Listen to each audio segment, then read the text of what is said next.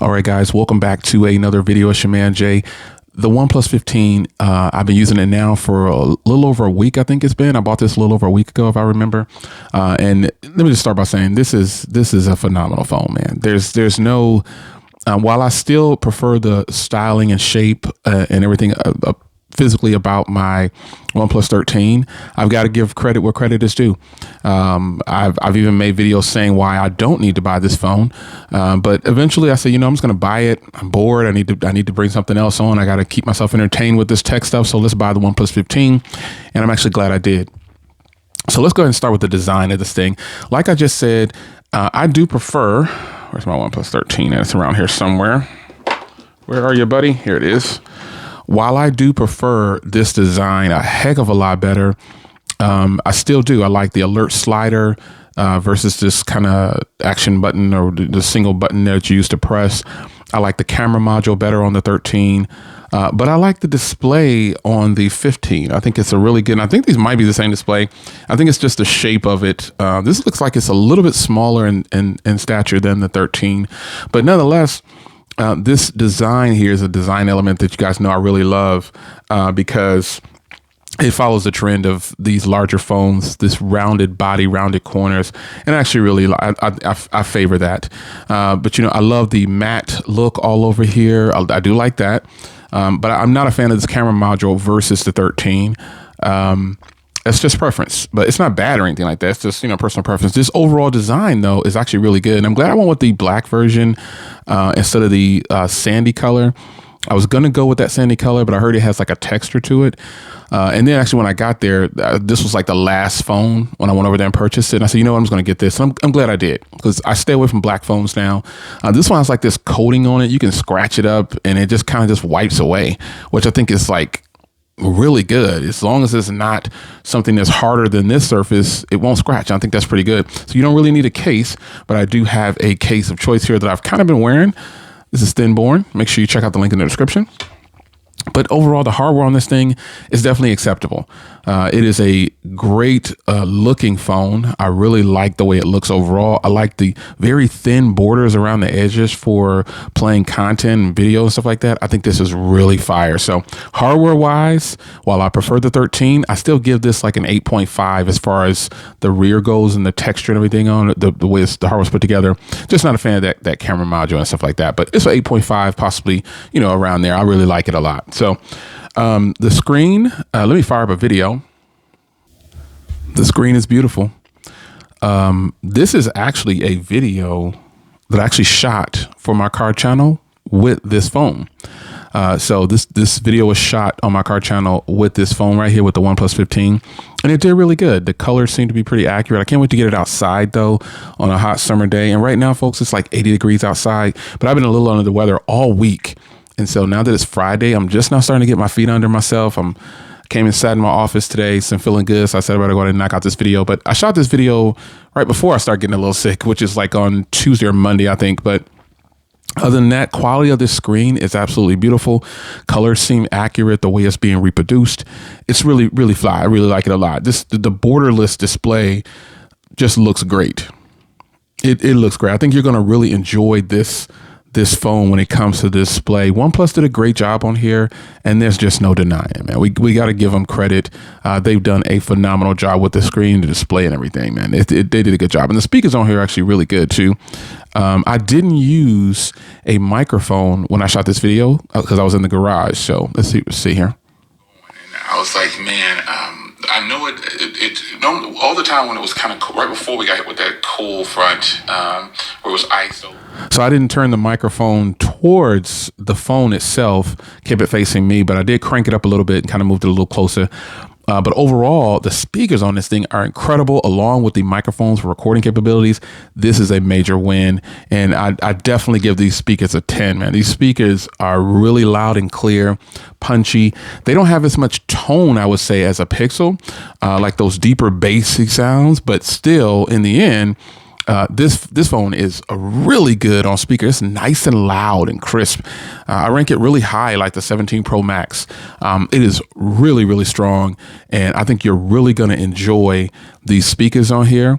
And then if you shoot video, like I said, that video was shot with these cameras and just regular 4K.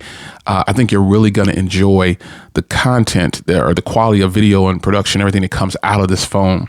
And speaking about the cameras, there was that, man. I shot video with this phone and on the car channel. I'm going to take it actually outside for my next video for the car channel and use this. And I will use an external microphone because of wind and stuff like that. I'm going to try to get out this weekend and test it out some more or whatever. But folks, I got to say, OnePlus, while they don't have the Hasselblad agreement anymore, the camera is good, man. It's good enough for a cell phone. Like it's above the average cell phone. Like it's up there, man. It does pretty good. And I guess in my other video when I did the cameras, you guys were saying that other people were saying the cameras were bad. Well, I mean, it's perception. It's about it's all about your personal preference and what you think should be in a photo. But to me, phones will never match real cameras. They just won't do it. So if you want real quality, you're going to have to go glass. What do you mean, Jay? Glass, an actual camera. You're going to have to get an actual camera to get real quality content, whether that be video or photos. I just think because you can do so many different with the lenses and everything, it's just so much better. So I'm excited to report, though, that I actually love these cameras. I think they did extraordinarily well, and there's just no getting around. Let me see if I still have some of the photos I took. And as a matter of fact, here's that video. Here's the full video that I took that I was just showing you right here on the phone. Yeah, this is the video. So I think these, and that's a photo that I took. These cameras do extraordinarily well, like most cameras in really bright situations. This portrait shot right here is a killer portrait shot. I mean, it's killer, man. It's killer. These cameras are just so good, man. I mean, there's just no getting around it. I don't know the expectations of a person for what they think a camera is going to be. I think these cameras punch way higher up the chain than people might give them credit for. I don't know. The only content I've watched on this personally so far, because I was sure I was going to get it after watching my Project 13, but I only watched his content on it. Again, it's just happened that way. He posted a lot with this, so I'm going to start clicking on these videos, and I watch his content anyway. But that was a driving force, and I hadn't heard anything about the phones being really bad on cameras, but nonetheless, there they are. You've got beautiful hardware, an extraordinarily beautiful screen, and you've got stellar cameras. Even without the Hasselblad agreement, it's still very good. Now, battery life is something I want to talk about, because the first battery time that I posted on the battery, the phone lasted 4 days, and I've had this phone now for about 8 days or so, maybe 9. I'm not even sure. And I've been on 5G this time. So to answer those people's questions from the other video, was it on 5G or was it on Wi-Fi? It was on Wi-Fi about 75% of the time for that battery, where I went basically 5 days. And now that I've been on 5G this entire time, I've gotten about 3 days maybe, with about the same screen on time, just less overall standby time. And so when you have a situation where you've got the strongest signal possible, that's how you're going to get the best battery life. It's a lot that goes into it. One of the major parts I'll say is if you want the best battery life, you got to have a strong signal.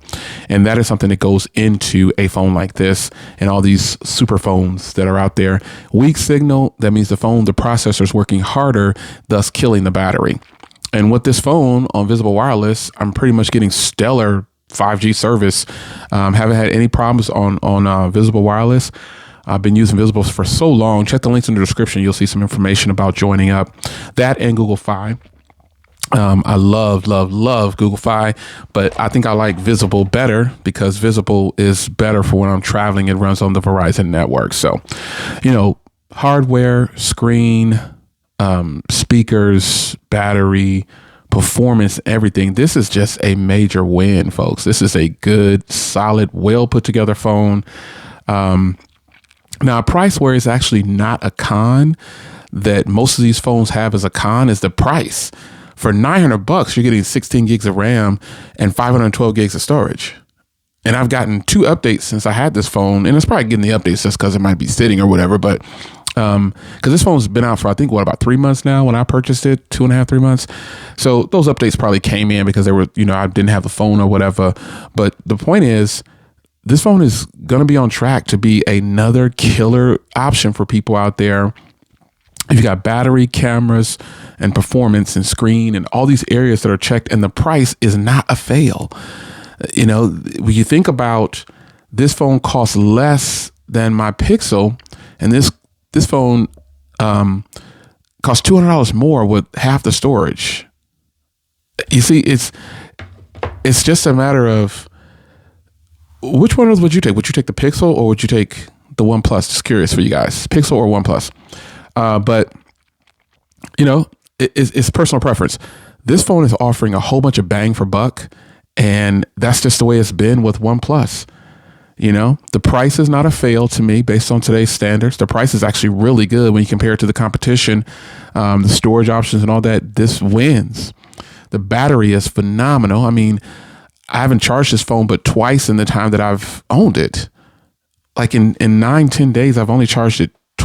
Technically, the first charge and then my initial charge, my second charge after, it had died or it didn't die. It got down to like maybe, I think I let it run to like 10%. I ended up having like almost 10 hours of screen on time, I believe, and like almost like 5 days of use. That's crazy.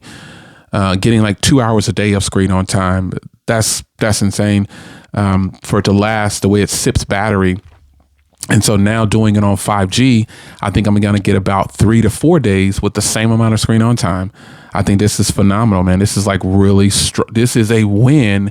And the fact that OnePlus doesn't hit as hard in the US like it should, it's just another thing with the companies. The brands that have the money they'll do the most over advertising, and they get the shine. So yeah, man, a week with this phone or more, like almost 9-10 days, I guess, how long it's been. I'm really excited for this, man. There's a lot of boxes that this phone checks that I didn't think that it would. You've got screen, battery.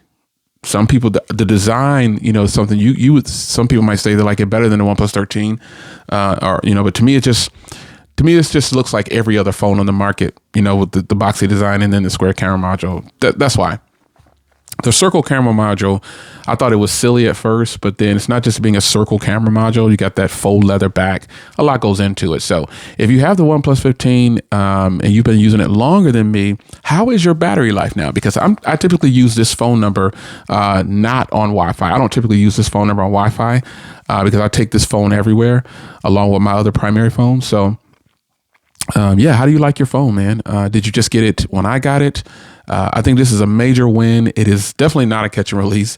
This thing is amazing, and I can't wait to take it out and take it on some trips. I'll be a lot of places this year. I'll be overseas. I'll be some places this year. I'm not going to disclose that, but I'm going to take as many photos as I can, and maybe I'll share some. Maybe I won't. I like to keep my personal life private.